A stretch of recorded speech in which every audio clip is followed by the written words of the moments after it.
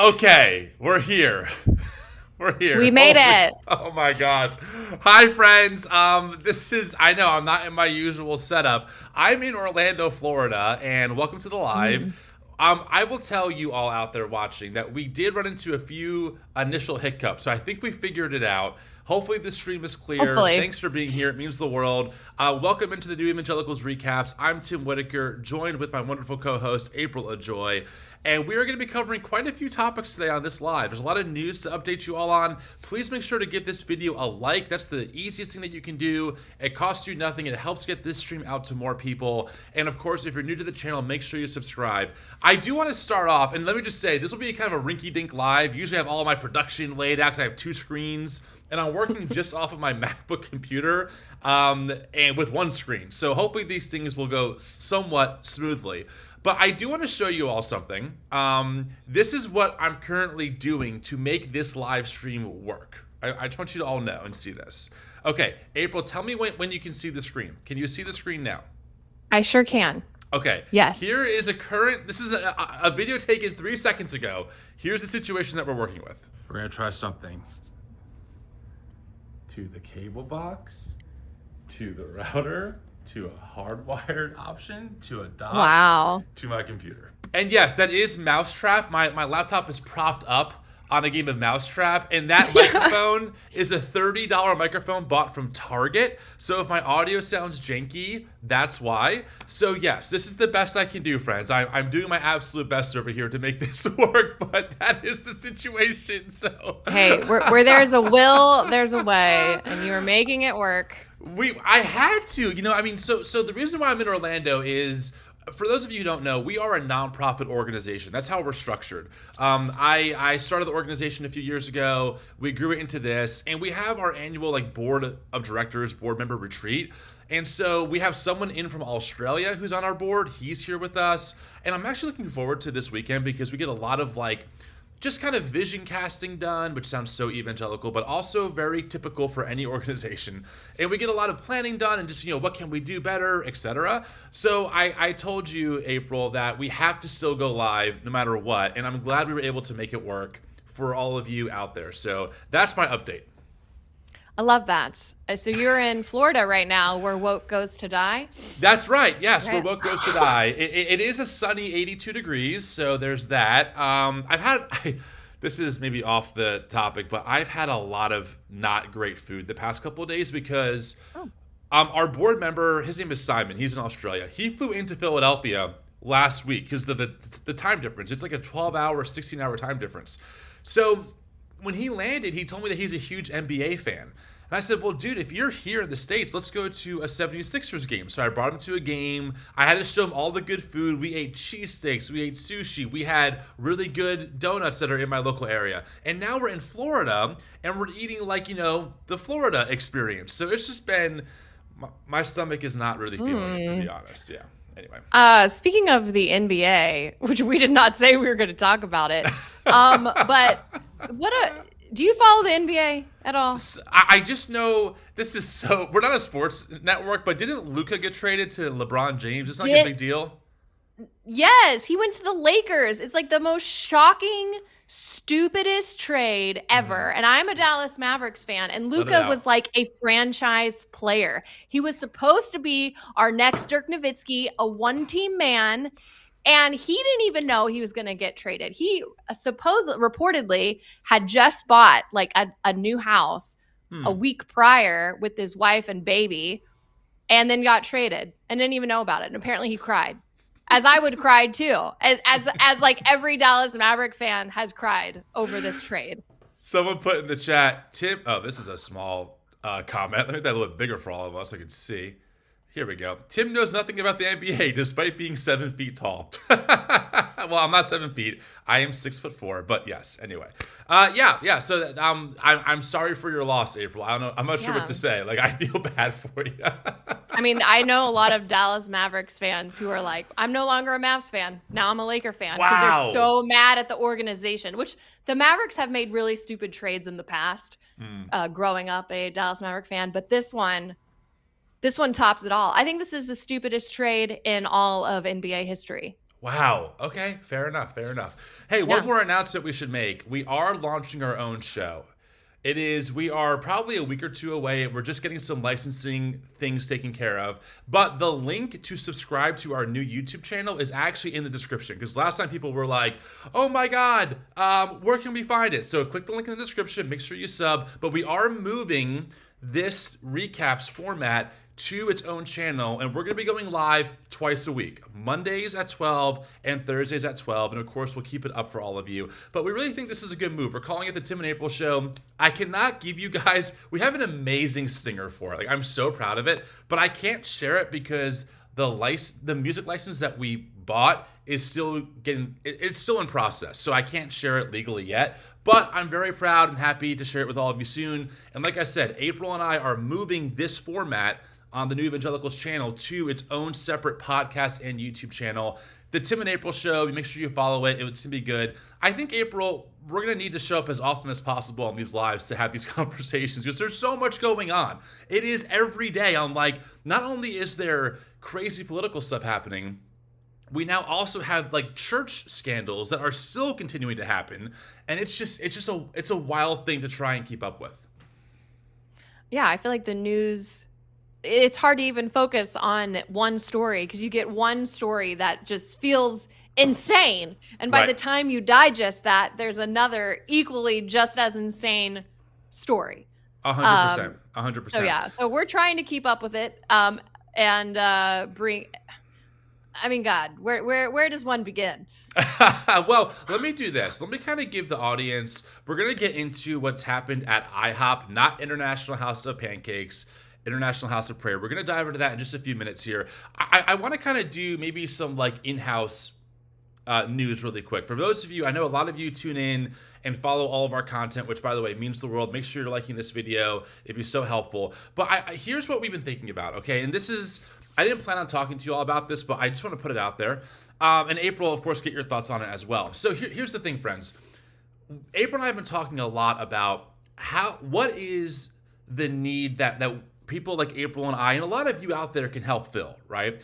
And as I've been fortunate enough to be in some pretty unique spaces behind the scenes, whether it's at the Democratic National Convention and meeting people there, or being at places like Notre Dame, working with folks like Christian Dumais and Jim Wallace and Matthew Taylor, the scholars of Christian nationalism, one of the big gaps that we have seen is there really isn't a consistent show format like this that is able to decode the Christian nationalism that we're seeing manifest in modern day politics.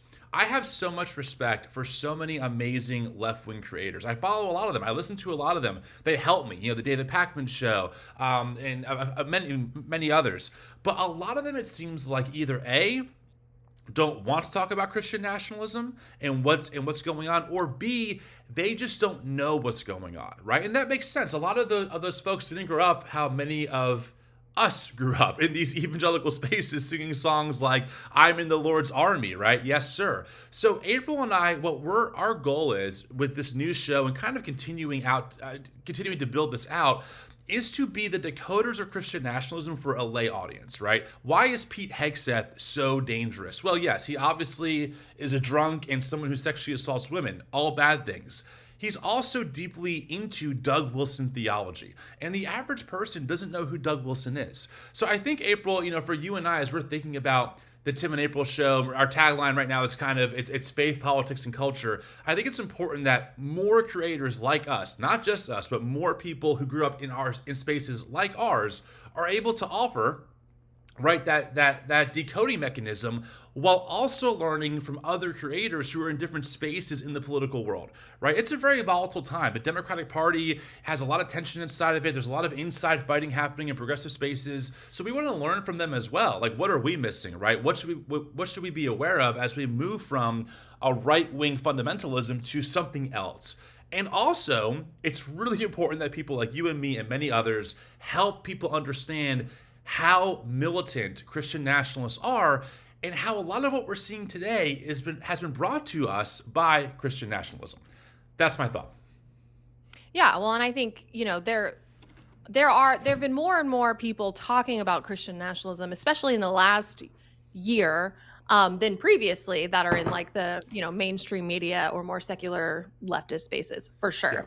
But I do think there is a difference in knowing the data and knowing like this is what Christian nationalism does and these are the effects, and then having someone who comes from that world to peel back the curtain, because I do think it's easy if you're an outsider. And honestly, even now, me being out of it for so long, Right. it's easy to just look at them and be like, oh, these people are just crazy. They're just crazy, and they intentionally are being hateful and all these things. But then I have to remember where I was when I was in that, and the mindset, and how it's just all consuming and all encompassing. And most of these people that are in it, not your people at the top, because I do think a lot of them are intentionally doing what they want for power. But your most average day goer who voted for Trump thinks they're doing the right thing because their pastor is telling them they're doing the right thing. And so it's the mindset, and to get into that mindset, to know how to talk to these people, to know how to decode, like, yeah, they're saying biblical values, but what they mean is this, and we know it because it used to be our playbook. We know exactly what it means. And so we can kind of say that too. Yeah, we can translate it into everyday English. Be like, this is actually what they're doing. Yeah, exactly. So that is really the heartbeat behind the news show. And that will give this channel and also our podcast, the New Evangelicals podcast, more room to cover really its heartbeat, which is theology, which is giving people a better path forward in their faith, helping them explore the different rooms of the Christian house. So I will tell you this, friends, and then we'll get into our main story today.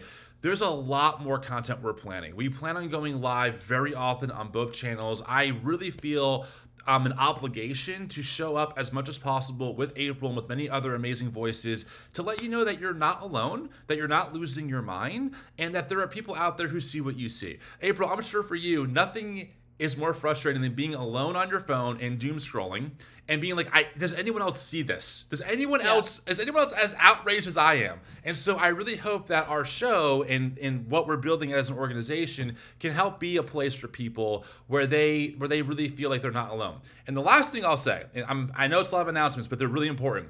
We are building our own in-house app. A community app for people to find each other and find our content without the algorithm of Meta and Instagram. It's called TNE Connect. It'll be coming out probably in the mid-spring. We're in the building process now, so I'm really excited. We really are, friends, working on a lot of things and systems and structures just to give you guys a space to find each other in. And we'll release more details as we get closer. So, okay, that's all I had. I know there's a lot of things I wanted to say, but it's just important, to have these things said out loud to the community. Yeah, no, I think it's important, and I'm looking forward to decoding the chaos with you. Yeah, I like that, April. I like that. Friends, if you're watching, welcome into the live stream. I'm Tim, the host of the New Evangelicals, joined here with my co-host, April Joy. We are here to cover and recap the news. If you are new to this channel, please make sure to give it a subscription or subscribe, hit the subscribe button, I don't know, and give this video a like. We have about 300 people watching, something like that, and giving this video a like really helps to get out to more and more people. Let's get to the story, April. I think it's time. Story number one. Many stories to cover. Story number one. This is a big one. So let me kind of set the stage. And by the way, we did cover this when it was first kind of breaking now almost 2 years ago. I have 2 podcast episodes I'll give you guys so you can listen to it in detail. But for a lot of you out there might not be familiar with the name Mike Bickle. Other people just got chills and got a knot in their stomach when I said that person's name. Mike Bickle was the main driver, the founder behind the International House of Prayer. I'm going to summarize a lot into a pretty succinct statement. The International House of Prayer was born in the more charismatic space of evangelical thinking, and Mike Bickle and that whole organization really pioneered like the pray in your garage movement, right? Like setting up all these different prayer spots around the U.S. and the world to just usher in the second coming of Christ. Ultimately, it was really high on prophecy and really high on authority. Really high on, God is speaking through me to you, so listen to my words, etc. So that's kind of the general, summary of that. Now, there are some great resources. Someone just put in the comments, I'll put it here too, that Jen from Fundy Fridays has a great deep dive on IHOP, Kansas City, which is which is great. And then also, for those of you who want to know, on our podcast, it's episode numbers. I wrote them down. I think I did. Episode numbers 187 and 190. We actually had people who were part of IHOP come on the show and talk about their experience and what was going on. So about 2 years ago, roughly, sometime in 2023, there was a massive expose done that Mike Bickle was, just for the sake of the algorithm, was SAing people, that there was assault happening. And it took off, and they were pretty credible. Even like leadership in the church acknowledged it. Well, fast forward to today, and a report came out. They finally had the third-party report get dropped. I'm going to share with you all my screen. I just want to warn you, this next segment of the show is pretty intense language, so just be aware of that, friends, because it's intense. So here's what happens. This is according to Julie Roy, the Roy's report. Mike Bickle sexually abused 17 women, according to this investigation. So I'm going to read a couple paragraphs here for the audience on podcast. Here's what it says, according to the Roy's report. Mike Bickle, founder of the International House of Prayer Kansas City, groomed and sexually abused 17 women, some of whom were minors, according to an independent investigation released tonight. This is a couple days ago, of course. In some cases, the abuse constituted rape, the investigation found. Quote, throughout the investigation, we have identified and interviewed 17 survivors who were either sexually abused or experienced sexually abusive misconduct, including sexual abuse, rape, clergy abuse, and spiritual abuse perpetrated by Bickle, beginning to our knowledge in the mid-1970s, stated the report by Firefly Independent Sexual Abuse Investigations. Quote, these acts of abuse have had profound and lasting impacts on the lives of the victims, causing significant emotional, psychological, and spiritual harm. Bickle and his executive leadership team, ELT, also responded to reports of sexual abuse with, quote, deliberate indifference and discouraged victims from involving law enforcement, the report added. And then another quote from the report, and we'll get your thoughts on this, April. This indifference not only exacerbated the trauma experienced by the victims, but also allowed the perpetrators to evade accountability and continue their misconduct. So this is a damning report. I mean, it is very clear what happened. Right, and we're not talking about, first off, let me just say before I say this, any instance of sexual assault is evil and horrible and inhumane, period. It doesn't matter. The number count doesn't matter as far as the depravity of that, right? 17. And that's what the report found. That's who decided to come forward. There could be more. We don't know. 17, including some of whom were minors. This is one of the most shocking reports I can think of in my recent memory covering the evangelical and church worlds for the past 4 or 5 years. It's unreal. This is the result of a culture that values protecting a ministry more than anything else. Because Mike Bickle's not the only person at fault here. I mean, what he did is egregious, for sure. Yep. But almost as bad are all of the leaders who covered up for him, who victim blamed, who said, who told women, don't tell anybody, like don't involve law enforcement. It reminds me of what the situation with Ravi Zacharias, several years ago before he passed. Like he had sexually abused multiple women as well, and had told them, if you tell someone, you are going to risk losing millions of souls. Like that is just pure evil. Not only to abuse someone is bad enough, to assault someone, to violate their body in a way that is inhumane is absolutely disgusting. But then to tack on spiritual abuse on top of it, to make those women feel guilty. Also, this group, IHOP, and then a lot of white evangelicalism or evangelicalism in general is very steeped in purity culture, where you are taught, especially for women, that your worth is in whether or not you are sexually pure and a virgin when you get married. That's right. And they do not teach consent. That's right. So you have a lot of women in this scenario who are becoming victims of Mike Bickle, probably who was their spiritual leader. And I would imagine, as someone who has been essayed myself, that you feel so much shame and you feel dirty and you feel disgusting. And because you are taught that once you cross certain lines, you are no longer valuable. Your worth has been diminished because of something you did not choose. And that does a number on a psyche that can take a lifetime to heal from. I didn't know that that part about your story. Yeah. God, it makes me so angry. I'm so sorry. It's just, God, it is very difficult to watch the pattern over and over again, right? Like this is not like an unprecedented situation of a church leader, doing this, right? And, April, first off, thank you for even sharing that publicly about your own life. It's just so brave, and it's powerful and tragic. But you and I have talked about this before, how many examples of this stuff do we need before evangelicalism kind of wakes up that it has a problem on its hands? And to be clear, right, because this always happens in the comments, it's not just evangelicalism. I know this happens anywhere. Okay, abuse can happen anywhere. It can happen in the Catholic Church. It can happen in other religious sects. It can happen in public schools. No doubt, people of all shapes and sizes can do horrible things to other people. But we are Christians, and we were raised in an evangelical mindset and world that told us if we followed these steps, we would be honoring God and honoring our bodies, and that we would be safe, right?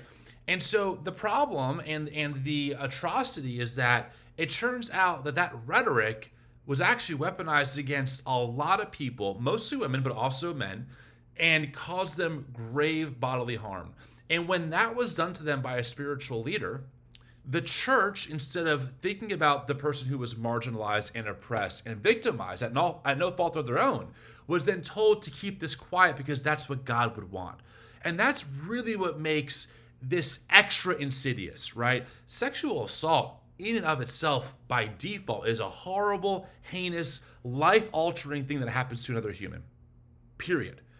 When you add the God card and it's from someone that you saw as speaking on behalf of God to you, especially in the world of the charismatic movement where prophecy is a big deal. So it's not uncommon for someone to say, God has given me a word to give you. And that creates some kind of dynamic between follower and leader. And Mike Bickle in this world was almost seen as like a Messiah figure. And again, you go back to our podcast episodes, 187, 189, to listen to the actual people inside of that world. When that person does that to you, right? What does that tell you about what God is like, or who is God, or who God is like? And then when the church leaders cover it up, and remember, according to the report, they exacerbated the situation.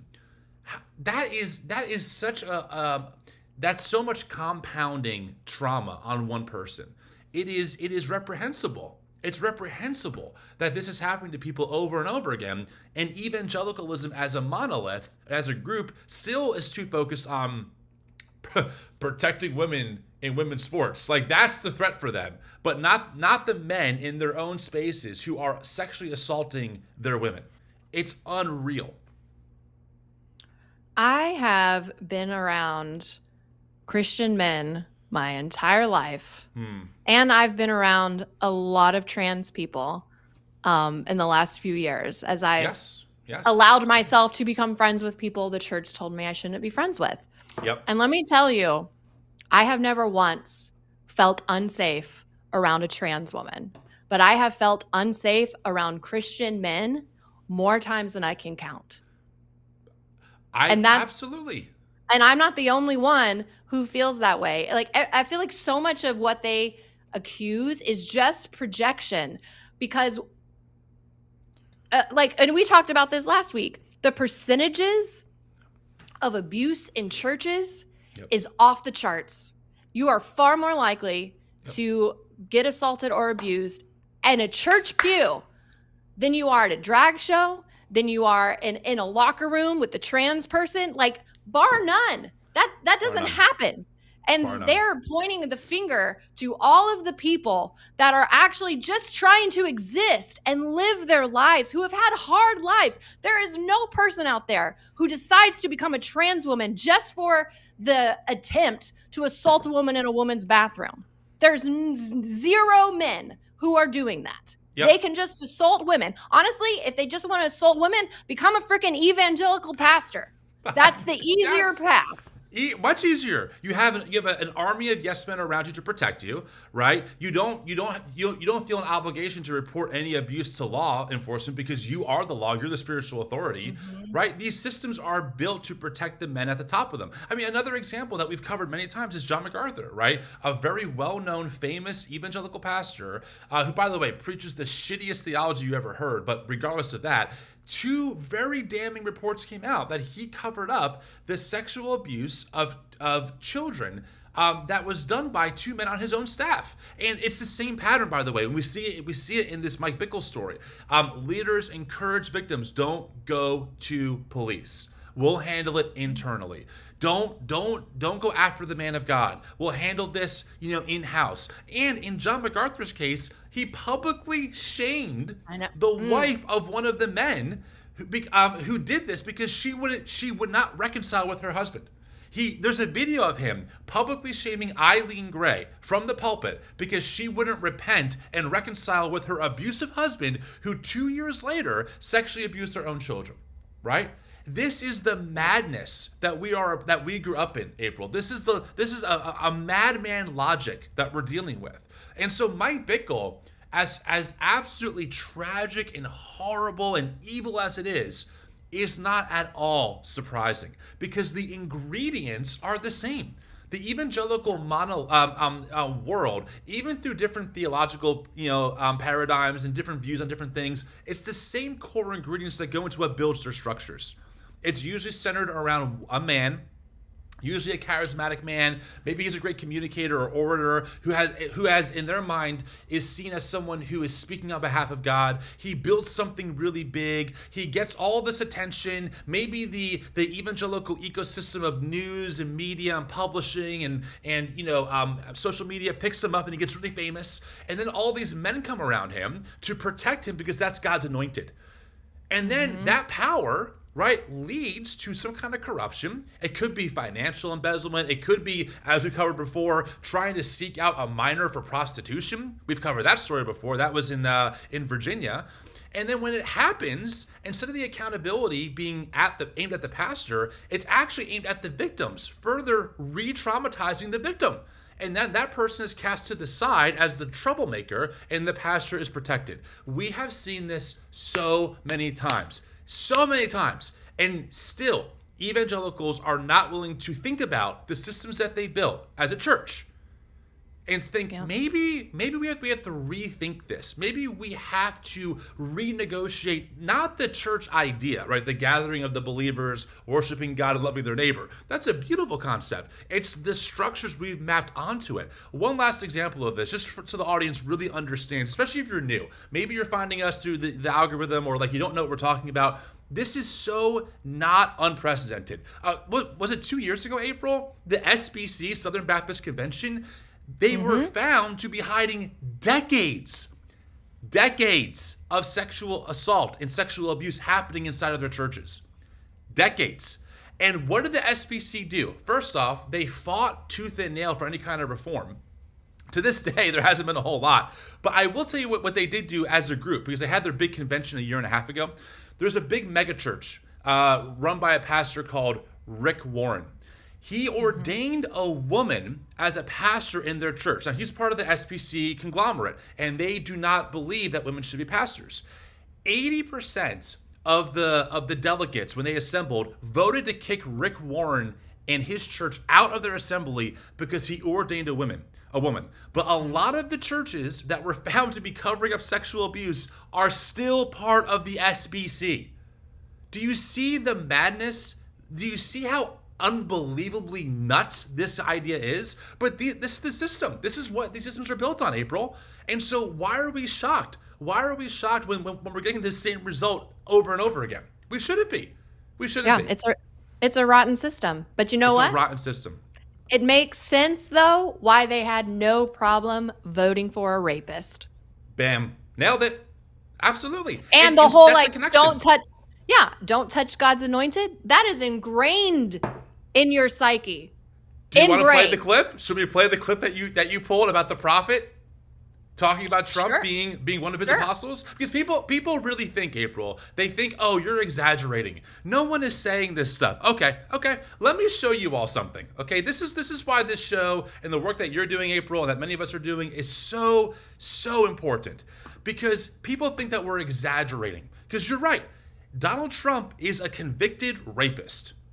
He was found liable in a court of law for raping Eugene Carroll and had to pay her money back, right? We know because he's bragged about it on a hot mic that he grabs women. He's on his third marriage, yada, yada, yada. How do Christians today view Donald Trump? Well, here's someone, Johnny Enlow. He's in the more prophetic, charismatic world. So one of the big separators would be charismatics believe in speaking in tongues, and they also believe in hearing from God directly via prophecy, etc. It's a different world than John MacArthur.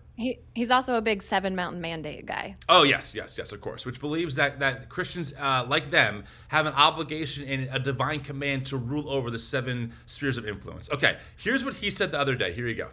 The apostolic clarity that's coming right now is coming from King Donald Trump, but it extends even over the church because he is a fellow believer, and every single one of his values that he lays out there are biblical values. Apostle Trump. Yeah. Let's go with Prophet Elon. There are some things the Lord showed me. Archangel Michael is working very closely with Trump. Wow. Archangel Gabriel working very closely with Elon. This is in the DNA, friends. Trump is an apostle. Trump is King Trump. King Trump. It's giving golden calf. Yes, because it is. It is. Like, again, do not be gaslit. These people worship Trump. So you're right, April. It's no surprise that white evangelicals would be in the tank for Donald Trump, and why sexual assault would not be a deterrent. Because many of their leaders, right? Many, who, by the way, many of which are still in power, John MacArthur being one of them, it's just par for the course. And what do? They employ a legitimizing narrative. This is from Scott Coley, a great philosopher. He talks about the idea that what people do in authoritarian movements in particular is they create a narrative in their head that legitimizes their result, right? So, for example, why was King David never brought up with Joe Biden? Right? Why did we never hear the argument, listen, no one's perfect. King David wasn't perfect, and Joe Biden's not perfect. Maybe he missed some things, but no one's perfect.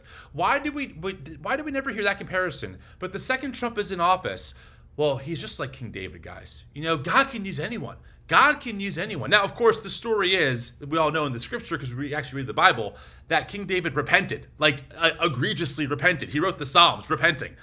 Trump doesn't repent, but the legitimizing narrative is enforced, right? Just like our divine hero David, Trump isn't perfect. And that reinforces the narrative that, hey, our guy's in power.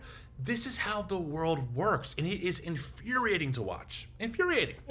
Yeah, but any little thing a Democrat does or someone that they deem an enemy is the worst thing in the entire world.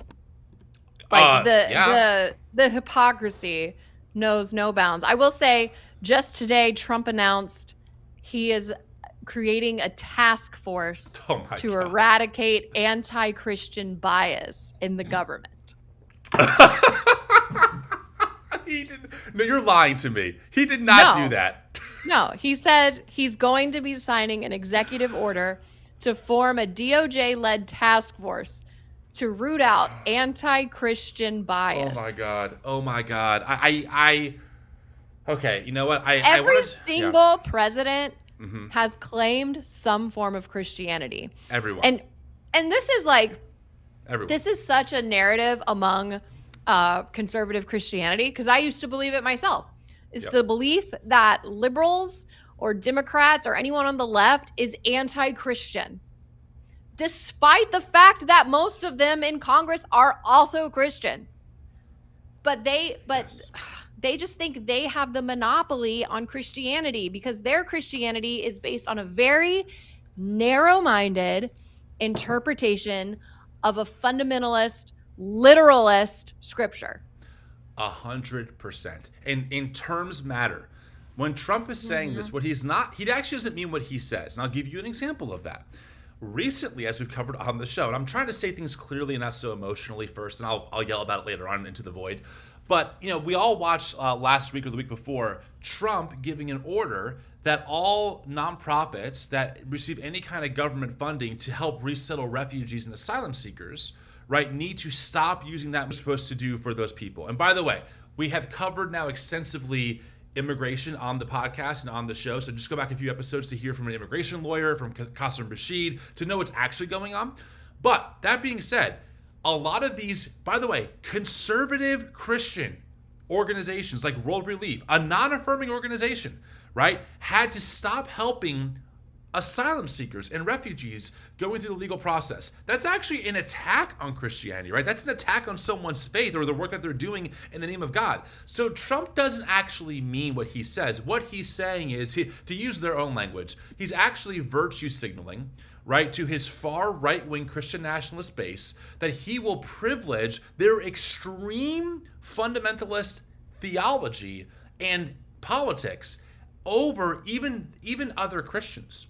Even other Christians. April, I'm sure a lot of us out there have seen this whole attack on the USAID, right, which is essentially the humanitarian arm of the government that I think they had a budget of $40 billion last year. It represents less than 1% of the annual federal budget. Well, a lot of Christian nationalists got in there and noticed that the government has paid grants to different Christian organizations that they don't like. One of the big ones is Christianity Today. There's a few other ones. And they're losing their mind. They're losing their mind. How could our taxpayers were funding these so-called Christian organizations? So it's not about the government supporting Christian orgs. It's about the government supporting their Christianity, their Christian orgs, their fundamentalism. And we must, at all costs, April, we must always reclaim these words because they do not get the corner on Christianity. They don't get the corner on biblical. They don't get the corner on Jesus or what it means to love your neighbor. These people have totally inverted that, and the outcome is always the same. They always are the ones who benefit the most from these policies. And we absolutely cannot capitulate to that point. Imagine being a Christian and celebrating ending millions of dollars of humanitarian aid. Right. That has saved probably millions of lives. I mean, it does medical research. It provides food. It's been providing aid in Gaza. It's been providing aid in Ukraine. Not basic food. Water. That is what this organization does. And imagine celebrating.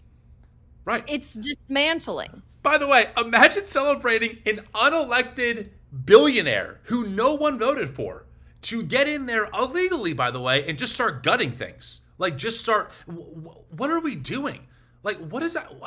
Again, every accusation is so often a confession. How often did we hear Joe Biden and his unelected bureaucrats are destroying America? Well, Trump literally has brought in an army of unelected, not even government employees. And they're gutting things. They're just not even thinking about it. Pulling this, pulling that, have no clue what they're doing. And we have Christian nationalists who are like, oh yeah, no, Elon is, he's really sticking to the man. Can I just say? Go ahead. In the election leading up, we heard a lot of talk about immigrants taking away American jobs and doing crimes, right? Yep. I see one immigrant taking away thousands of jobs from Americans, literally. And doing it most likely very illegally without congressional approval. There is one immigrant actually taking away American jobs, and Republicans are not doing a thing about it. Who was at one point here illegally and working illegally. Exactly. Well, what he's doing right now is illegal. He doesn't have congressional approval. He's just going in dismantling crap. So good. And there's no transparency. And they're all like, we want the government, less hands, no government overreach. And like, they're overreaching so hard. So, and they're just like, no, it's okay when we do it. It reminds me. Cool. It reminds me of what is the press secretary? What's her name? Caroline Leavitt. Isn't she 27 and married to a 60-year-old man? Like legit. He's 59. Okay, yes, 59. He's 32 years older than her. Again, like who is actually grooming who in this world? Who? Like, you almost have to laugh. Like the people who are like warning you about the groomers in school. I know. Put in front of them a woman who's married to someone twice her age. And like, oh, no, totally fine. Totally, like, what? Oh my gosh, it's so maddening. And also, look, just to give people some kind of like, where is this coming from? Mm-hmm. The reason why people use the words like authoritarianism or fascism is because these terms actually have playbooks behind them. We can study authoritarian regimes throughout world history. We can study the movements of fascism in world history. And one of the very classic telltale signs of authoritarianism and or fascism is that they're always trying to maintain a specific in-group while demonizing specific out-groups. Usually people who are not fitting into whatever cultural framework they believe the world to be ordered in. This is why, right? This is why, because you think about it like this, April. Let's use trans athletes, for example. I think it was the NCAA, the president was talking to Congress a few weeks ago and made the point that they represent something like 500,000 athletes, and I think 40 of them are transgender. Yet President Trump today decided to do this huge thing where he signed some kind of mandate claiming to protect women from men being in their sports. But like, it actually does nothing. It doesn't actually solve any of the real problems, right? Like, we're not talking about affordable wages, universal health care. The U.S. government only recognizing two genders actually does nothing. It does nothing but harm a certain people group, right? That's all it does. It does nothing to actually solve the problems that his own base thinks that they have in America. And that's because it's all about creating fear for the in-group to scapegoat the out-group to maintain power. And we're seeing it happen over and over and over again. And so we have to keep exposing this, because you're not going to understand the rhyme or reason if you don't have a broader framework for the pattern that other regimes have put into practice that's very effective. Right? Same thing with immigration. Why does Ali Stuckey and many others, why do they keep talking about Laken Riley, which we covered, the tragic story, right? Why is one undocumented immigrant responsible for all the crime in the world that now all immigrants are somehow on the hook for? But we can see white evangelical pastor after white evangelical pastor sexually assaulting women, and it's not the same thing for them, right? There isn't some, in Ali's words, there's not some epidemic crime wave of pastors assaulting women in their midst, because it doesn't reinforce the narrative that our group is the in-group that should maintain culture and they're the out-group that should be demonized. That's the logic to all of this. Yeah, and the NCAA president actually said there were less than 10 transgender athletes that he was aware of. Thank you for fact checking me, April. I like that about you. Yeah. Hold me accountable. Yeah. Well, that's just the NCAA. But yeah, it's they're majoring in the minors here. And there's such a misconception about trans people, especially trans women too. Because I think they imagine it's just literal cis men that just put on a dress and play women's sports. But that is not it. When you're transitioning, you're on hormones, you're on like testosterone blockers. Like, it makes you actually weaker when you're transitioning as a trans woman. Like, it's not like they're dominating sports. That's right.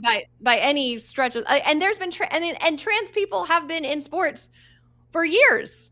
For years and years and years. And it's only recently become this hot button issue because it works for them. It gets people all riled up, and it's something they can get behind because it's people that it doesn't affect them at all, because it's not their churches. It's not their politicians. It's complete strangers that they can point to and be like, look at us protecting women. How many of these people actually watch women's sports? Yep. Yep. And how can you say you're protecting women when the man that you elected in worship is someone who assaults women? Like there's a scene. I'll see if I can find it in a minute here because I'm on my laptop. But there's a retweet from Allie of President Trump inviting all these young girls to surround him while he signs this in this so-called order into law. And I'm like, I commented, I said, Allie, why would you encourage women to be close to someone who sexually assaults them? Like, that sounds kind of dangerous, actually, right? But it doesn't matter. It doesn't matter because it's not actually about it's not about the foundational truth that sexually assaulting women is bad. It's a matter of who's doing it and how can we use that to leverage our political view to get more power. One more thing we have to mention here. It's just so important to call this out because you often don't think about it. But Riley Gaines, you know who she is? Riley Gaines? Yep, she came from University of Kentucky. Oh, well, congratulations to you. So Riley Gaines was a swimmer, and it's funny. She has had a meteoric rise in the right-wing Christian nationalist space. Again, it's always interesting hearing them talk about how the left or people like us, we always have this victim complex, right? We're just victims.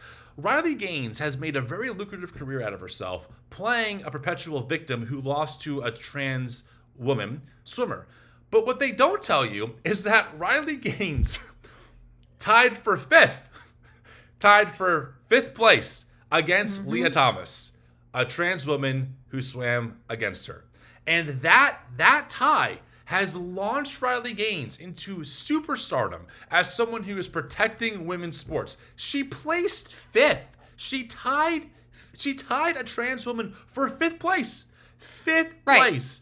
Right, the trans woman didn't even win. The trans woman didn't even win. I'm sorry, meritocracy, right, April? Just swim harder. Yeah. Like, hey, it's just based on your ability. We don't look at any other factors besides your own ability. Unless, you're someone who ties fifth place with a trans woman. Then, oh my God, you poor white woman. You poor sad woman who lost to this Frankenstein person. That's the narrative. It's so dehumanizing, but we have to call it out. It's hilarious. And none of these people are thinking about trans men. This. Because if they want to ban it to where you have to play based on your birth certificate, then trans men are actually going to be what is the dominant factor in women's sports. Yes. Yes. 100%. Anyway, also, can I just say, as a former college athlete who played college basketball, wow, I can't imagine seeing a trans woman on the other side of the court and being like, "Oh no, protect me!" Like, do they think like women athletes like we're freaking tough? Like the whole point of it is like I literally would go out and play pickup ball with only men. I would be the only girl out there, and I loved it. I loved playing with men. I loved being able to prove that I could hang with everybody. Like, I am offended that these men are out there being like, oh, we have to protect the women because they couldn't play against trans women. Like, you play. I'll take you one-on-one. Let's play 100%. Horse. Let's see who wins. It just fits the narrative, right? That women are weaker and need to be protected all the time. Like they're not independent. They're not strong. They're not courageous. They're just always weaker than us men. So we have to protect them from who we think are other men. It's just ridiculous. It's so it's frustrating. Anyway, well, friends, listen, thanks for being here. It means the world. Welcome to the stream. If you can like this video, that would be great. We go live as often as we can. We are launching a brand new show, the Tim and April Show. So this format is being moved to a different YouTube channel, probably the next week or so. You can click the link in our description to get access to it. Please make sure to subscribe. I love doing these lives. I'm seeing all of your comments. I love it. It's just so much fun. So April, we have a few other topics that we have to get to. I mean, I know we're a little bit behind schedule, but I had to get it out. Yeah. I've been saving it all, for this, and I'm so glad that you're here with us, friends. Where do you want to go? Do you want to get over to Gaza? I mean, that's a huge piece of what's happening right now. That's just mind blowing. Yeah, we can do that. Okay, let's get over to some news this past week that was just.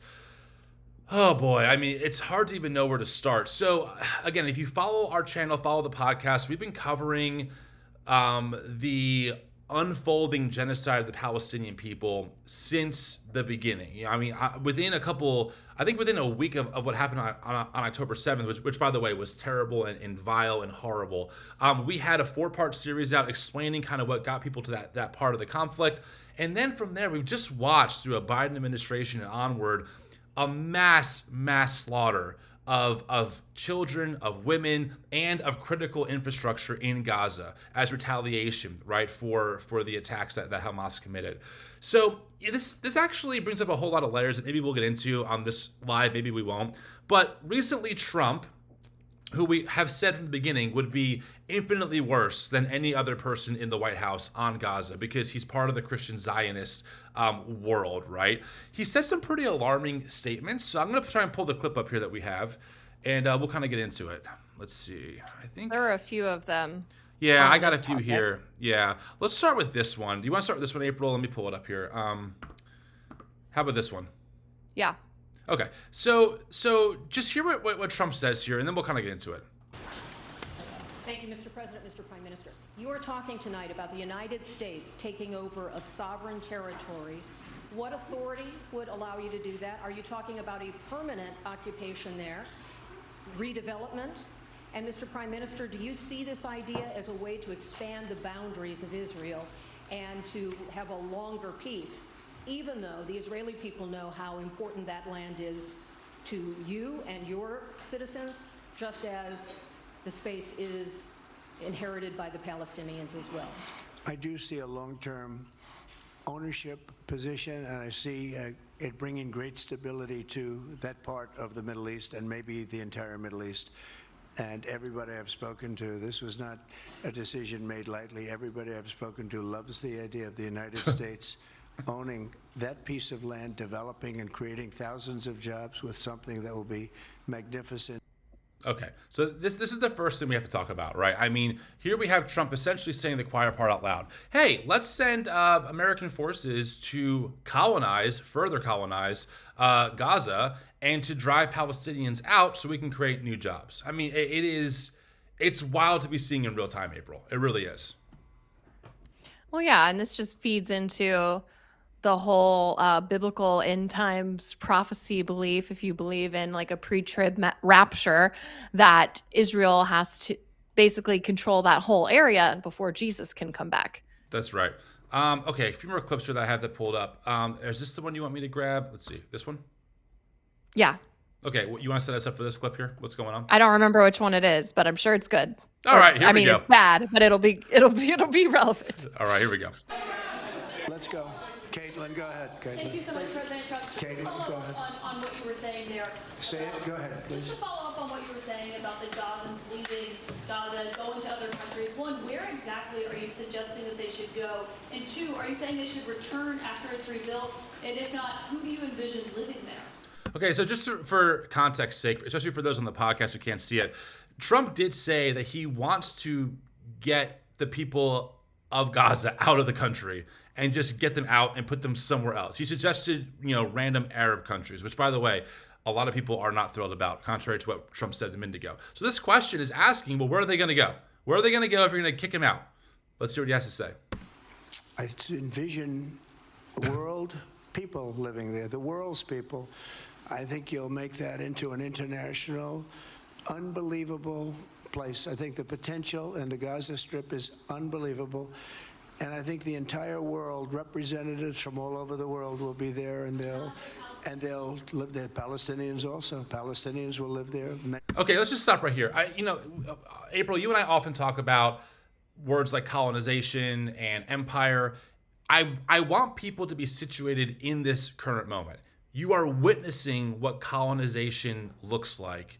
You're witnessing what the expansion of empire looks like in real time, right? What Trump just said is that essentially they're going to take over someone else's territory, sovereign territory, drive them out, make it a place for all of the world, make it a place that is so great and beautiful. But what he's not saying is that means displacing millions of people, right? Like moving people out of their land that's already been decimated by Israel, thanks to the funding we've given Israel, right, over the past 4 years, dropping huge bombs on the place, leveling it, killing women and children, destroying infrastructure, so essentially ruining it. And Trump's position is, hey, we should rebuild, right? And we should give the Palestinians their home back. The position is, let's drive them out further and let's make it what we want, so the quote unquote people from the world can live there. And of course, the world's people. The world's people. And Netanyahu's right next to him dancing up and down in his head, because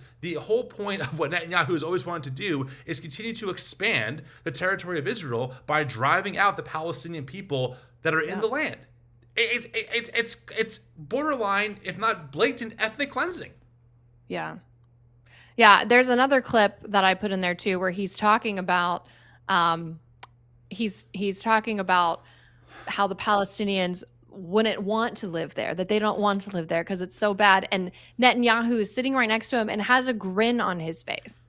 Do you want me to finish this clip first, or should we just go to the other one? What's better? I'll just go to the other one. All right, yeah, cool. I mean, he kind of says this, he kind of repeats himself. And then also, like in that clip, he said some Palestinians would live there too. This is the thing. Trump He's a liar. Just says stuff. He just this clip talks. Here? Yes, this one. All right, this one pissed me off, I think, more than any of them. So Trump and Netanyahu are sitting down. They're talking. Netanyahu is grinning. Don't forget, friends, tens of thousands of children. I think Gaza has the world's largest a group in one space of children who are amputees.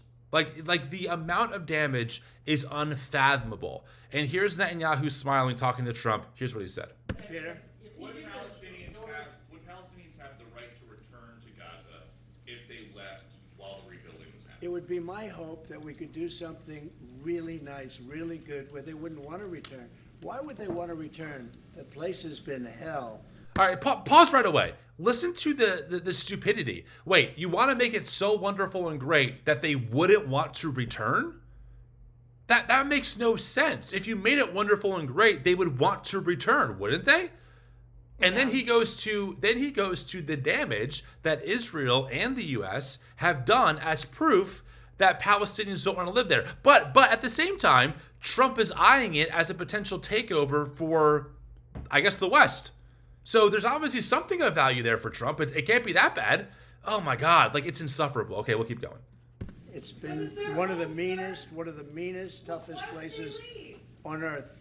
And right now, I've seen every picture from every angle, better than if I were there. And nobody can live there. You can't live there.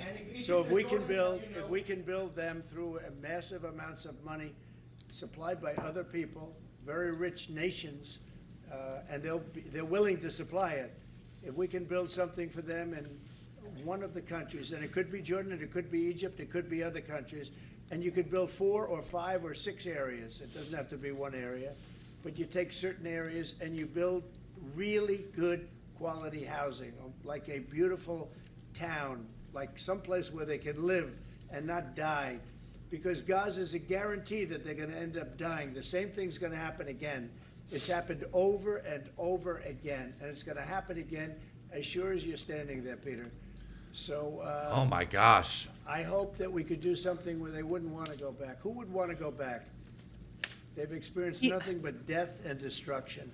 Yeah, from who? From who? From the guy sitting right next to you, who's literally smiling about it. Literally. How can you smile about the idea? Like, thousands of innocent Palestinians, including children, bombed, slaughtered. Yes. Slaughtered. And Netanyahu sits there grinning.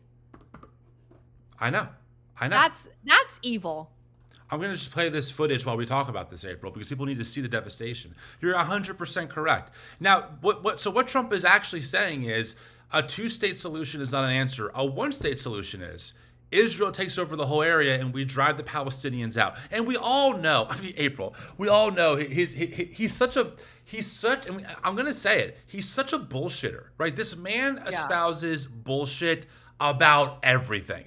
He lies about everything. There is zero reason to take him at his word, period. He's not going to work with other countries to build them very nice towns. And by the way, Palestinian people who have generations of family history there should not be forced to leave their homes. I know, that's their homes. That's their home, right? I don't care what anyone would offer me to move to a different country. I'm not moving because my home is in New Jersey. And it's unethical, it's evil to force them out, especially, and think about the whole idea, right? Think about how this is like total narcissistic, abusive behavior. We bombed the shit out of you. We fund the country that bombs the shit out of you. Then we tell the world, look, it's so bad. No one wants to live here. It's a terrible place. There's nothing redeemable here. Yeah, because you guys did the fucking damage. Like, and we need to say these words strongly sometimes to shock people into what is actually happening. For the past 3.5 years, or however long this thing's been going on, I guess 2 years now, whatever. Almost has it been a year and a half? A year and a half, I guess. Sorry. We've watched on our phones untold, unfathomable amounts of human suffering that we could do nothing about. As the Biden administration funded that, right? As Netanyahu pushed it more and more, indiscriminatory bombings. They've destroyed hospitals. They destroyed school systems. They destroyed churches. And now Trump comes along and goes, look, guys, this is a terrible place to live. Like, they just need to move somewhere else. And we'll move in and make it a great place. This is colonization in real time. This is empiricism in real time. And this is what the majority of white Christians in America voted for. And I'm not taking it. Like, they have to own this shit. If you're a white evangelical moderate, you have to own this shit. You have to look at this in the eye and see what the result of your vote, if you voted for Trump, actually leads to. It leads to more death, more destruction. And by the way, remember April, the whole idea of no more wars. We can't get into other people's business. It's like, it's a week and a half in. What, 2 weeks in, maybe almost 3? And Trump's like, you know what? Let's send troops potentially to a sovereign nation, and just take it over. What are we doing here? It is, not to mention it's him inhumane. Not to mention the tariffs, him wanting to make Canada the 51st state, take over Greenland, the Panama Canal. Like, what the crap? What is he doing? I'm cursing, and you're like, what the crap? Which I appreciate. Only one of us needs to say it. I'll drop an F-bomb every once in a while, but it's I can't wait for the day you do. I can't wait. I'll be like, April is really bad if she just dropped the F-bomb. Oh. Yeah, I mean, it's unbelievable. So, Nancy Bathroom Mace quote tweeted one of Trump talking about how the U.S. wanted to take over the Gaza Strip, and she tweets, "Let's turn Gaza into Mar-a-Lago."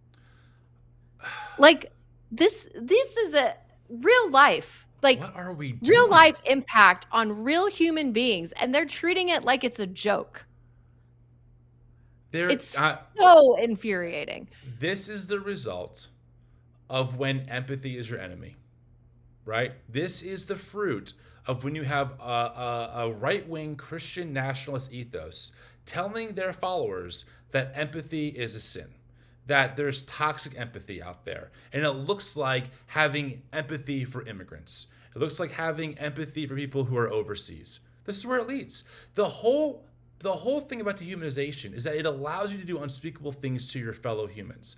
What makes it even more insidious is when you have Christians who teach you, since you're a kid, that every human being is sacred and made in the Imago Dei and is worthy of love and dignity and respect. And then 20 years later, that same group of people is telling you why you're crazy because migrants are ruining the country, so they have to be deported. We have to separate families at the border. We have to put babies in onesies, and that's okay, which we covered last time on the show. Hey, if Hamas didn't take any hostages, it wouldn't be their fault. Like, it's unbelievable to hear the rhetoric. It's unbelievable. And now 80% of white evangelicals and really about 60% of white Protestants and I think 52% of white Catholics voted for a man who says, you know what, I think we just have to take over Gaza, drive more people out of their homes. We'll lie about it. We'll try and make it seem like it's some good opportunity for them. And we'll call it a good thing. And then what we're going to see, as we've seen since the beginning, is a right-wing media ecosystem that is totally in bed with Christian nationalism become the spokesperson, the state-run media for the new regime to spin this as a positive. And then we're back in the cycle of propaganda. Yep. That's what's going on here, April. We're watching it in real time. And guess what? You know what's crazy? It's not the atheists I was taught to be scared of. It's not the godless heathens that are doing this. It's not the radical Muslims that are doing this. It's white Christians who are supporting and doing this. They were the very thing I was told to fear. Imagine following the Prince of Peace and then championing war and ethnic cleansing and a displacing of an entire people group. Yeah. Yes. It's really, it's just infuriating, truly. Infuriating. And to see it all be done in the name of Jesus, they're saying the things with their lips, but their actions are antichrist. Yeah, they're actually antichrist. It's what Jesus said, right? These people honor me with their lips, but their hearts are far from me, right? That's the verse you were quoting. Mm-hmm. And Yep. exactly, we're watching it in real time. We're watching Christians really with a straight face tell us, hey, it's a beautiful thing that we're deporting migrants.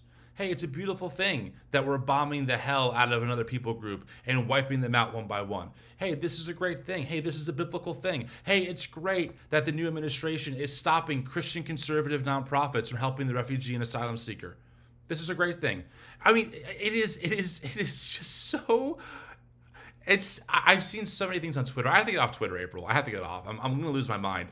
It is so wild watching people be like, America's back because of a random ass executive order declaring that we only have 2 genders. Like, really? That's what you think the problem was in America? You think the problem in America was that we recognize that other people have different genders than what fits into the norm? And you think by Trump saying some magic words like a freaking king, suddenly America's back? It doesn't solve actual problems. We're not going to see affordable health care enacted. We're not going to see livable wages enacted. Instead, what we're seeing is an oligarch, billionaires, inside the hen house, running amok, and the hens are cheering it on.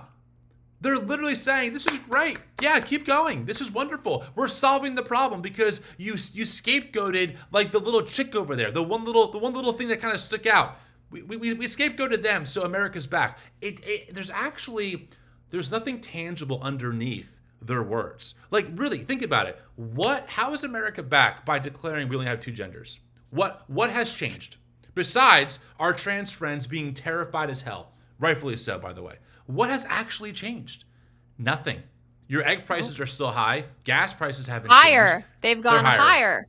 They are higher. Your gas price hasn't changed. You're still getting your deductibles in the mail, right? And getting billed. Like, nothing has changed. Except a lot of government workers now don't have jobs because of Elon Musk's takeover. Yeah, it's wild. It's absolutely, it is wild. And we have a long ways to go. We can't forget, too, the theology that is behind a lot of this. That a lot of people in this world, in this Christian nationalist world, believe that Jesus is going to come back and that certain things need to happen before Jesus can come back.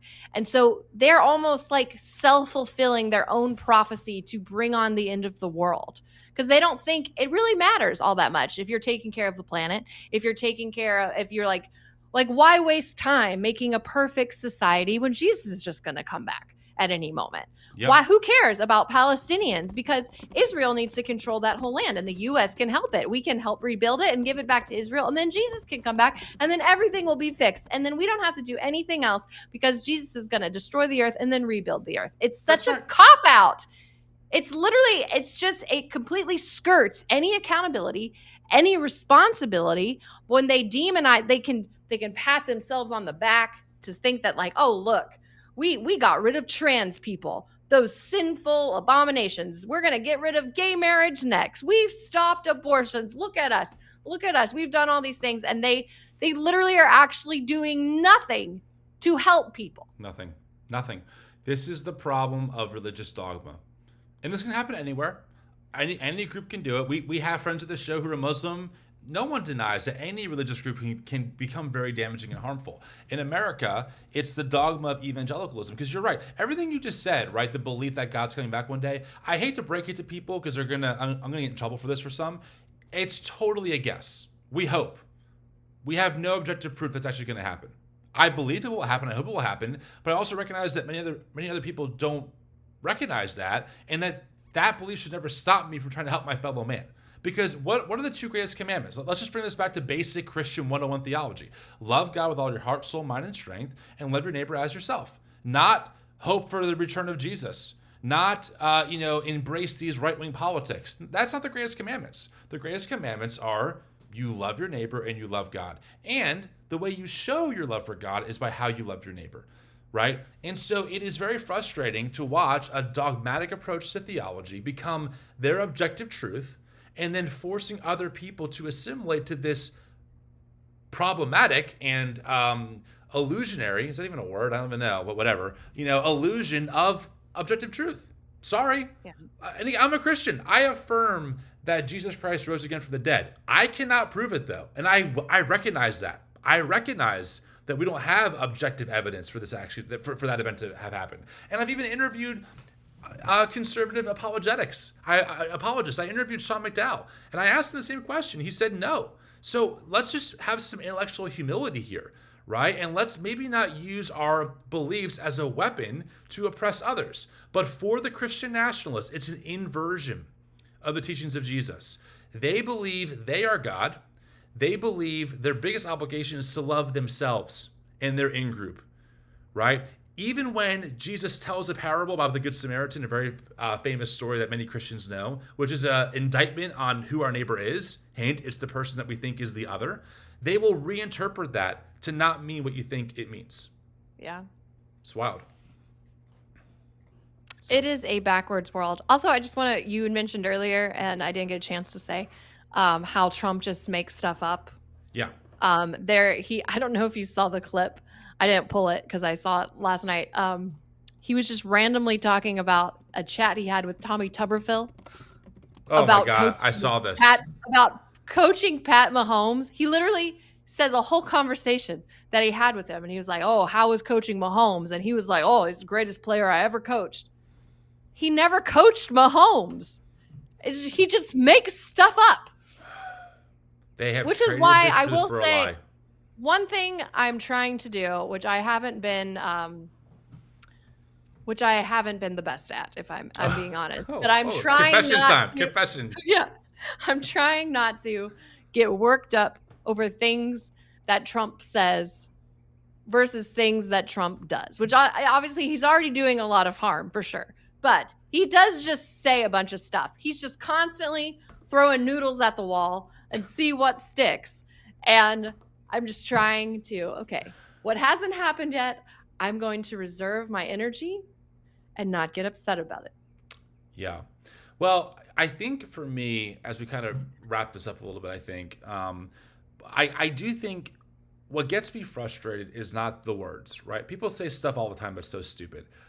What really concerns me and gets me fired up is that they actually have real power to do this stuff. Trump can write executive orders. Trump can, with his team, flood the legal system. They can fire people in the Department of Justice and take it over. They can bring someone like Elon Musk in to different parts of the government that he has no business being in. Which, by the way, Elon Musk has government contracts. Don't you think it's a conflict of interest to have the world's richest man, who got rich in part because of lucrative government contracts, inside the systems of accountability and fairness, and being able to tinker with them? Like, it is, we could be here all day talking about everything going on. And what's most frustrating is that our own Christian friends and Christian nationalists will just dismiss it as, no, you're wrong. And it reminds me that a lot of these people are not looking for truth or for data or for integrity or honesty. They're looking for power and control. And because of that, we operate in a completely different framework, right, April? People like us and people who watch these lives, many other people who are non-Christians, operate by a different set of fundamental values. And the values that we're trying to aim for, although of course we're not always effective at doing it, we want to find love and justice and peace and goodness and equity for people. We want to be fair. We want to make sure that things are done correctly and ethically. That's not the same framework that operates the Trump regime and the Christian nationalists who support it. Yeah. Well, what Elon Musk is doing, let's not. Can you just imagine if Kamala Harris had won and she brought in Bill Gates or George Soros? Yeah. Some billionaire on her side to come in and completely dismantle systems and gave him untethered access with no transparency to our treasury, to all of these, like, they would freaking storm the Capitol again. There's been some moments where I'm like, should we be storming the Capitol right now? Like, this is, I mean, it's not okay. It's what Elon Musk is doing is a threat to democracy right now. But one thing I want to say is I do think what Donald Trump is wanting to do is put on this show of authoritarian power. I don't think he fully has authoritarian power yet. There's still a lot, the federal judge just yesterday completely blocked his birthright citizenship. Thank you. Executive order. So that is done. You are still a citizen with birthright citizenship. And so there are still some checks and balances in place that are going to stop Donald Trump. And we've talked about this before, but one of the best things to do to fight an authoritarian regime is do not obey in advance. Right. And what Trump is trying to do right now is he's puffing up his chest to try to show, like, look, I have all this power. I can do whatever I want. He still cannot do whatever he wants. There are still checks and balances, and we cannot just roll over and be like, oh my gosh, what do we do? I can't believe he's doing this. Like Democrats yesterday in the Oversight Committee tried to bring in Elon Musk and subpoena. Republicans immediately shot it down, but they're doing stuff. Another congressman yesterday said he's going to bring articles of impeachment against Donald Trump for an ethnic cleansing of Gaza, of what he says he wants to do. Right. So there are still processes and there are still things to be done. And Donald Trump does not have complete authority, no matter what he's trying to say. And we cannot act like he does. Because if we start acting like he does have that authority, it's just going to further boost his reach of power. And so do not obey in advance. We keep going like what he's doing is illegal, that he can be stopped, that Elon Musk can be stopped, and we do not just roll over and take it. That's right. As we've said many times in the show, April, you and I and many others are only digging our heels further in the sand. Right? I'm only more resolute to resist even harder. I'm only more resolute to do more of these lives. Right? You and I are planning on going live twice a week, and then also we'll be doing lives with TNE on the theological side, bringing in scholars to show how disjointed and how unethical, and also how anti-intellectual so much of the theology that underpins Christian nationalism actually is. So we are all the way. Now, of course, look, we all have different roles. We all do different things, have different skills. April and I, we love doing this. We're trying to be here with you guys publicly, but do whatever you can. Get involved in your local government. Look at who's on your school board. Ask your town mayor, is there a policy for when ICE comes to town? Talk to your local churches. What's the policy when ICE comes to them, right? We have to do whatever we can, even in small ways, all over the world, all over the country, to resist actual tyranny. It is once again, it's quite interesting, right, to watch for the past 4 years, watching right-wing people, oh, tyranny, Joe Biden's tyrannical, tyranny. And now actually the only government that's actually going to churches and schools to find people, it's not Joe Biden's government, is it? No, it's Trump's government. And Christian nationalism loves it. So I think it's important. And I think also for those of you out there who might still identify as like a Christian, like me and April do, I think we have to do some serious introspection and reflection on what does a better path forward in our faith look like in our current historical and cultural context. And I think that means learning from other voices that are not from the white evangelical space, including April and I. We're not going to be the ones to give you a whole new theological paradigm. We're very much learning in process with you, right? That's why I flew out to interview Reverend Otis Moss and do a conversation with him on the YouTube channel. That was former President Obama's pastor. We had an amazing conversation about the rich tradition of the Black liberation movement throughout American history. Theologies and people in history you and I, April, were never introduced to. So it's really important for the Christians out there who see what's happening to be very loud and very bold, because it should not be on our marginalized neighbors. It should not be on Black women. It should not be on atheists to stand in the gap to say what needs to be said and clap back at that space. It needs to be people like you and me and many of us out there in the audience and listening to this to be bold, whether it's sharing content, getting involved locally, donating to an organization that you want to see continue to flourish, etc. We have to work together and build and reinforce coalitions if we're gonna resist what is clearly, a strain of fascism and authoritarianism mixed in with religious fundamentalism that believes God is moving with them. It's a massive problem. It's a massive storm, but we have to weather it. Yeah, and there are more people. I do believe there are more people on our side than that are the true MAGA enthusiasts. And even I think a good chunk of people that voted for Trump are not the MAGA, Right. Like diehards. They voted for whatever their reasons were, mostly economic issues. Yeah. And I don't think those economic issues are going to be solved. I think, Right. a lot of people are going to experience negative effects. I mean, he's defunded medical research, like I don't know. It's just going to harm so many people on all sides. Like, you know what's interesting? I cut you off. I'm sorry. Go ahead. I thought No, go ahead. Are you sure? Yeah. Go ahead. Well, I don't want to get dinged in the comments now. Like, Tim, you keep cutting April off. No. I don't remember what I was going to say. It might have been a filler sentence. I don't know. Also, there is a slight delay, friends, so that's why sometimes we're kind of talking over each other. Maybe my last thought for this live. And again, friends, thanks for being here. Make sure you give this video a like. If you're new to the channel, subscribe. We do this stuff all the time. We're here to help you find a better path forward in your faith and resist Christian nationalism. But April, one thing I'll say is that. And we have to, see, look, there it is. There's the comment. See? Tim cutting off April again. Shake my head. Rude. I'm sorry, 8-Bit. I'm trying, okay? Anyway. Did I tell you that I was interviewed on the Young Turks this past week? Yeah. Yeah. You did tell me that. So, the Young Turks they're one of like the biggest, I'm going to get flack for this, but they're one of the biggest like progressive media outlets out there right now. Although they've been taking a lot of flack, there's a lot of internal fighting happening with like more leftist creators and Jank and other people. It's not really our world, but I'm kind of witnessing it because we do have some overlap politically. So I was on Jank's show. We had a really fascinating conversation. I think it will come out this Monday.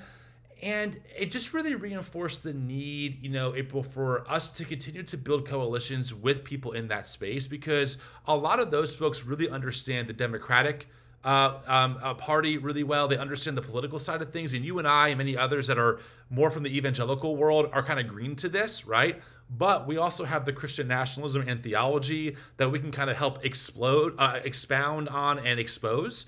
And so it was a really interesting talk because I'm wondering long term, how we find some new bridges to build with people that maybe wouldn't ever see us as allies and vice versa, in order to kind of resist what we're seeing happening with Christian nationalism. That's what I'm thinking about now as we kind of move forward into this year. Yeah, I think we can all be allies to stop Christian nationalism, because it's a danger. I mean, Christian nationalism is a danger to both the Constitution and Christianity. It perverts both things. So yeah, exactly. Yeah. So I think, friends, this is gonna be a very interesting next couple of months here, but next year or so, because I sense that like out of the real ashes that we're kind of all experiencing, there could be some room here for some new coalitions, widely speaking, to think about creatively, what do we do, right? How do we build some new connections? How do we build some new fire hoses to kind of douse water on the flames that we're seeing? And that will take time, but I think we can get there. Yeah. And then everyone, if you haven't already, go subscribe to the Tim and April show. Yes. On YouTube, because soon we're going to go live there. Maybe next week. The second I get the contract with the song we chose, and I can sign that legally so we have access to it, we will be going on the show. I'm just waiting for that to happen. So the link is in the description of this YouTube video. If you're listening on podcast, we'll make sure we put it in the description. But yes, please do me a favor, and April and I a favor. Go subscribe to that channel. We are going to start migrating soon, and I'm really excited to show you guys the branding, all the things that we have developed. And like I said earlier, and I know April feels the same way, because we talk often, we are not going anywhere. We really are not. We are only more committed to showing up and to talking with you and navigating what is going to be a very tumultuous couple of years. We have a lot of ideas that we're brewing and we're thinking about. My book comes out in August. April's book has already out. So there's a lot of there's other media strategies that we're thinking about besides just going live. Although I will say, I love going live. It's so cool to read the comments and kind of be in real conversation with people. So Monday and Thursdays noon, we're going live. That's the goal. Woohoo! Yes, and as you mentioned, my book is Star Spangled Jesus, about Christian nationalism. Wait. If you want to know more about it. There it is. Oh, Full there's shot. one right there. Yeah. I got it. Star Spangled Jesus. Leaving Christian nationalism and finding a true faith. You can hear about my cringy background and all the Christian nationalist things I once did. I love it. Friends, if you want to support the show, we are a nonprofit organization. We hold space for thousands of people as they find a better path forward in their faith. We have a community space. We're building a first ever in-house app called TNE Connect that will give you resources and ways to connect with the community. We do all of these lives. We do podcasts, TikTok, Instagram, YouTube, and we're able to do it because of your generosity. We do nothing paywall free. If you go to our YouTube channel and explore, you're going to see nothing behind a paywall. And that's because people donate to make this work happen. We are a 501c3, so all donations are tax deductible. You can donate via the link below. I really appreciate all of you. We are here all the way. April, anything else you have to say before we sign off? Do not comply. Do not comply. Talk to y'all later.